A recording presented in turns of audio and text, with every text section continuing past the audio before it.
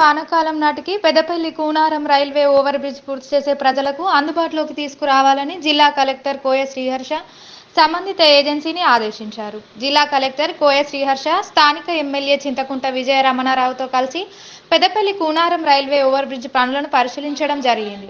ఈ సందర్భంగా జిల్లా కలెక్టర్ మాట్లాడుతూ 119,50,00,000 వ్యయంతో Peddapalli Koonaram railway over bridge ప్రభుత్వం నిర్మిస్తుందని తెలిపారు. ఈ బ్రిడ్జి నిర్మాణానికి అవసరమైన పెండింగ్ భూసేకరణ ప్రక్రియ నెల రోజుల వ్యవధిలో పూర్తి చేయాలని కలెక్టర్ సంబంధిత రెవెన్యూ అధికారులను ఆదేశించారు. కేంద్ర రాష్ట్ర ప్రభుత్వాల నుంచి నిధులు విడుదలైన నేపథ్యంలో రైల్వే ఓవర్ బ్రిడ్జ్ పనులు వేగవంతం చేయాలని, వచ్చే వానాకాలం నాటికి నాణ్యతతో కూడిన ఆర్ఓబి పూర్తి చేసి ప్రయాణికులకు అందుబాటులోకి తీసుకురావాలని కలెక్టర్ ఆదేశించారు.